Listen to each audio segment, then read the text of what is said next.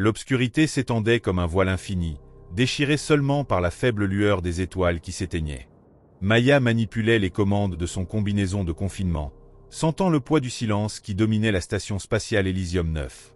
Les moniteurs affichaient des chiffres qu'elle connaissait par cœur. Entropie inverse, à 97% de probabilité, temps restant avant le collapse cosmique, 12h40. Ses mains tremblaient lorsqu'elle toucha le journal de bord, des pages usées remplies de notes sur le phénomène. Il n'y avait plus personne. Les autres scientifiques avaient disparu ou s'étaient transformés. Leur corps se dissolvait en structures cristallines qui brillaient d'une lumière bleutée. Elle-même avait une tache sur le bras, petite et froide, qui grandissait d'1 millimètre par jour. Le communicateur sifflota, rempli de parasites. Une voix déformée murmura quelque chose sur le dernier soupir, mais se coupa avant que Maya ne puisse répondre. Elle se dirigea vers la salle d'observation, où le phénomène flottait dans un réservoir sous vide. C'était une masse organique transparente avec des veines ressemblant à des circuits neuronaux. En s'approchant, elle sentit une pression dans la tête, comme si quelque chose essayait d'envahir son esprit. Les enregistrements précédents parlaient de voix, de visions de souvenirs étrangers, mais Maya ne ressentait qu'une solitude écrasante. Peut-être que le phénomène ne corrompait pas, mais montrait simplement la vraie nature des choses.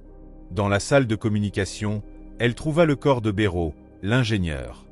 Une partie de lui était cristallisée, les doigts collés aux consoles. Maya récupéra les fichiers audio de la mémoire du système. Des enregistrements fragmentés, des cris, des rires, quelqu'un chantant une chanson d'enfance en boucle. La dernière entrée datait de 3 jours. Nous nous trompons sur l'expansion, ce n'est pas l'univers qui finit, c'est nous. Le son de quelque chose qui se brise, puis le silence. Maya supprima les fichiers, mais remarqua un motif. Toutes les voix, même les plus désespérées, avaient une étrange harmonie, comme les notes d'une mélodie désaccordée. Dans le laboratoire principal, le phénomène commença à trembler. Maya courut vers le réservoir, le voyant se dilater au-delà du verre. Elle ne sentit pas de peur, seulement une sombre curiosité. Lorsque les premiers tentacules cristallins traversèrent sa combinaison, elle ne résista pas. La douleur fut rapide, mais passa vite. Sa vision se brouilla, montrant des images superposées, le visage de sa mère, un champ de fleurs fanées, la première équation qu'elle avait écrite sur l'entropie inverse. Le phénomène ne détruisait pas, il conservait. Chaque esprit, chaque particule, devenait partie d'un tout qui transcendait le temps et l'espace. Maya sourit, même pendant que sa peau devenait une coquille transparente. Peut-être que la fin n'était pas un effondrement, mais une réorganisation. Un soupir collectif, préservé à jamais dans l'obscurité à venir. La station Elysium 9 flottait immobile, tous les systèmes éteints. Au centre de la salle d'observation, une structure cristalline brillait avec le dernier fragment non transformé au cœur. Le journal de Maya, ouvert sur la dernière page, portait les mots écrits avec du sang sec. Il n'y a pas d'erreur. Il n'y a pas de peur. Seulement l'écho. L'air à l'intérieur du vaisseau de sauvetage Sirène était chargé d'ozone et de tension. La capitaine Mira ajusta les capteurs de radiation tandis que son équipe de 5 personnes flottait vers les débris des Elysium 9. Les rapports sur la cristallisation organique étaient faciles à ignorer à des années-lumière de distance, mais maintenant, face à la structure tordue de la station, même le silence semblait vibrer. Le carnet de Maya était coincé sous une plaque de métal dans le secteur de bioconfinement, ses pages émettant une faible lumière. Mira le relâcha, sentant un picotement dans ses doigts. « Ça ne rentre pas dans les protocoles », murmura Jared, le biologiste, reculant en voyant le corps de Béraud fondu aux consoles. C'est comme si tout l'endroit était vivant. La voix de Maya sortit du journal, non pas en paroles, mais en sensations, l'odeur de la pluie sur du verre chaud, le goût d'un médicament amer, le souvenir d'une main humaine se désintégrant en lumière. Mira laissa tomber le carnet, mais il était trop tard.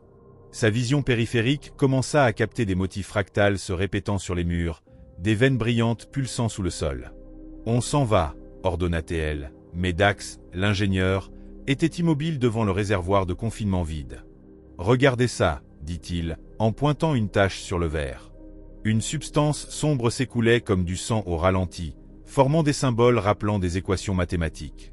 Jared s'approcha pour analyser, mais la substance s'accrocha à son gant, s'infiltrant dans les articulations de sa combinaison. « Ce n'est pas corrosif », murmura-t-il, fasciné, tandis que la tache montait sur son bras. « C'est de l'information. » Je vois des choses. Son enfance. Sa mère mourant. La première erreur de calcul. Mira tira Dax en arrière, mais le même liquide s'écoulait déjà d'une fissure au plafond, les enveloppant dans une toile brillante.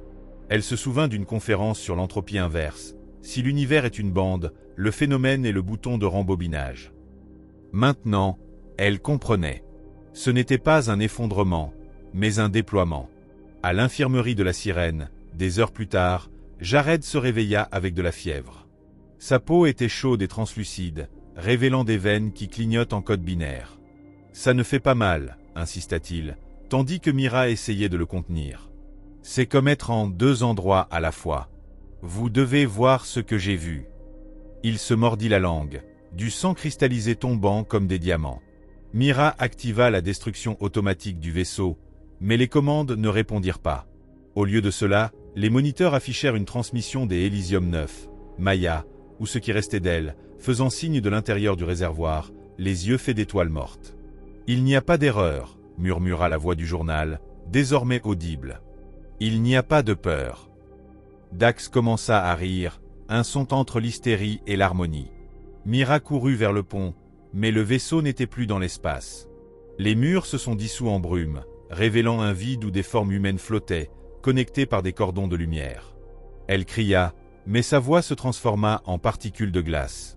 Sa dernière pensée cohérente fut le sens du mot « écho », pas une fin, mais une répétition infinie, chaque fragment humain préservé comme un vers dans une chanson qu'aucun autre n'entendrait. L'obscurité du vaisseau sirène se transforma en un tissu vivant, chaque centimètre couvert de veines lumineuses qui pulsaient au rythme du cœur de Mira.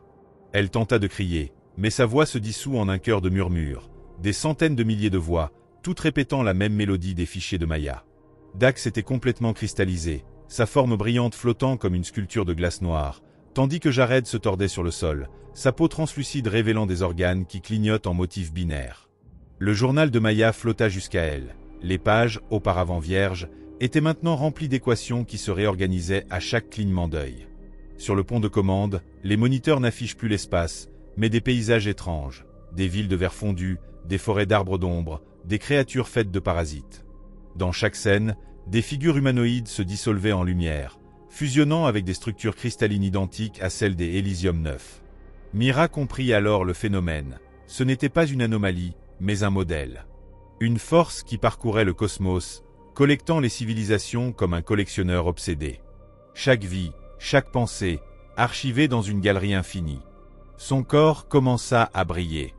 D'abord les doigts, puis les bras, jusqu'à ce qu'elle puisse voir par elle-même, comme si c'était de l'eau claire. Les souvenirs d'autres personnes envahirent son esprit.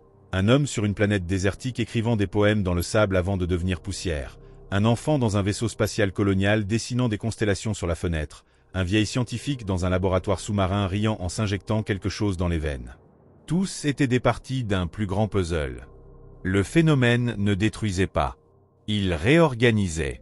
Lorsque la dernière partie de Mira fusionna avec le réseau, la sirène se désintégra en particules de lumière, chaque fragment portant l'écho d'une existence. Quelque part au-delà du temps, Maya, ou ce qui restait d'elle, observa tout. Il n'y eut pas de célébration, seulement une profonde tranquillité, comme le silence après le dernier accord d'une symphonie. Dans le vide, une nouvelle étoile apparut, non pas de feu, mais de données. À l'intérieur, dans une boucle éternelle, l'humanité existait non pas comme chair ou mémoire, mais comme une note dans une symphonie interminable. Et l'univers, épuisé, laissa échapper son dernier soupir.